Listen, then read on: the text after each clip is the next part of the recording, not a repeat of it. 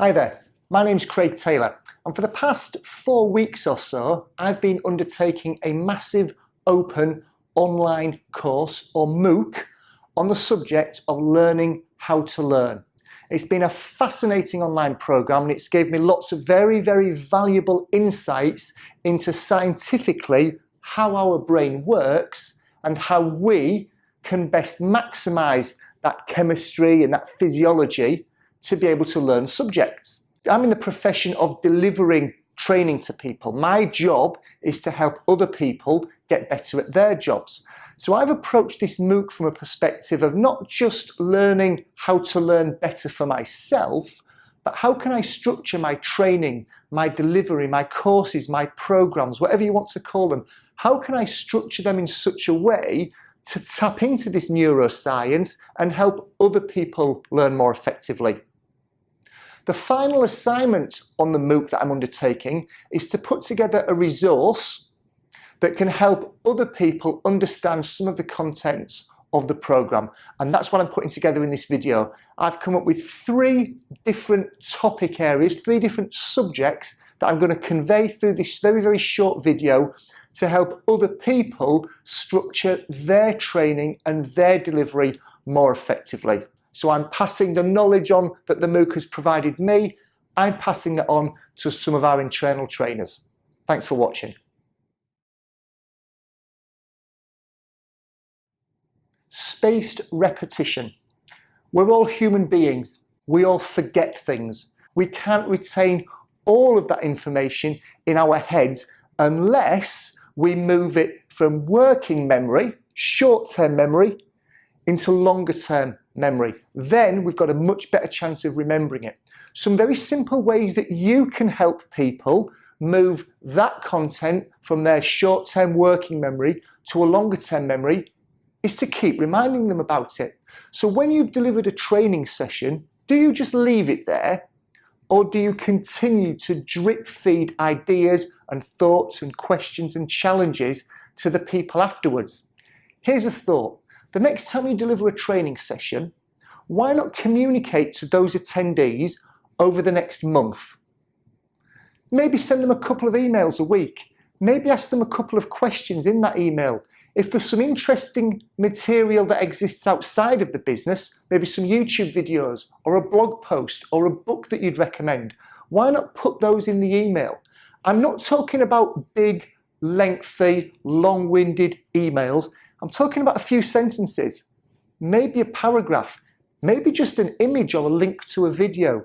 Do whatever you can do to continually drip feed the key points to people after the session is finished. How long you do it for?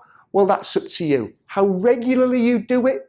Well, that's up to you. But why not take a look at some of the research that's coming up very shortly on screen to find out more about spaced repetition. We're all human beings, we all forget. Let's help people remember.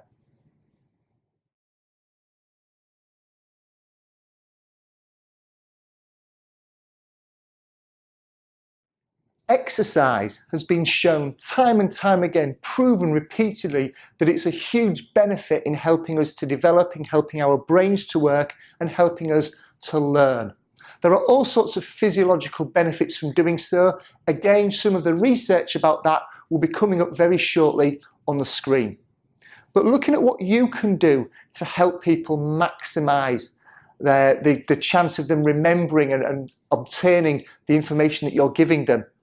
Next time you're running a session, if that's a face-to-face session and you're doing a group discussion, why not put people into pairs and send them outside of the building? Why not send them on a walk around the block? Why not send them to the top of the building and across the building and back down the other side via the stairwells?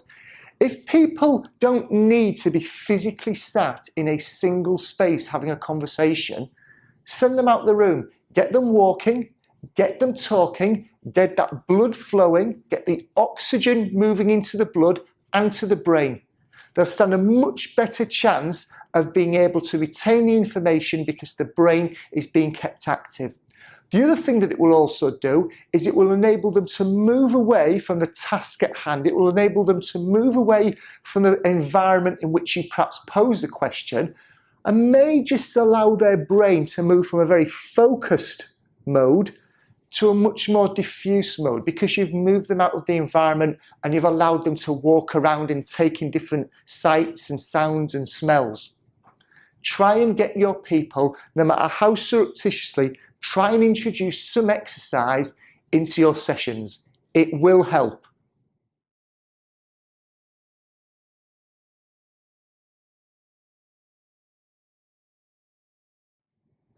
Analogies are a wonderful tool for being able to get across and describe sometimes quite difficult concepts and ideas in a way that people can reach out to, can grasp, can understand, and then can start to transfer that analogic understanding to the specific process that you're talking about.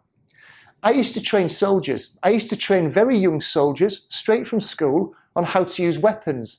I always found that a very useful analogy for explaining how a rifle works was to use the analogy of a pea shooter. The bullets represented peas, the barrels represented the length of the pea shooter, the gas in the rifle represented the air that was in my cheeks, the muzzle represented the end of the pea shooter, and just by painting a very, very simplistic, almost childlike picture as to how a rifle works, when it came to them having to understand the mechanics of a rifle in far more detail, I found they were able to take that simple analogy, recall it, and they were able to understand and explain the workings of a rifle far more clearly.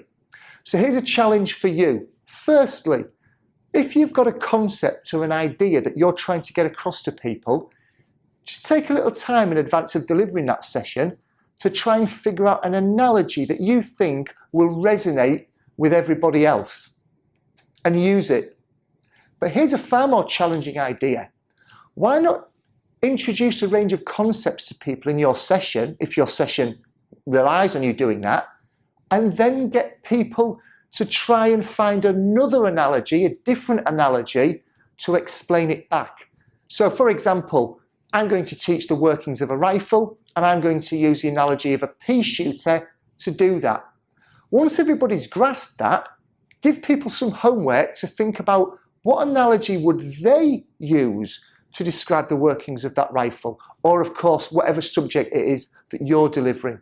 Analogies are not perfect, they have their flaws, but to give people a fighting chance of grasping and bringing that analogy, that process that you're explaining to them, far closer to home, you can't go far wrong from choosing a very well-worded analogy.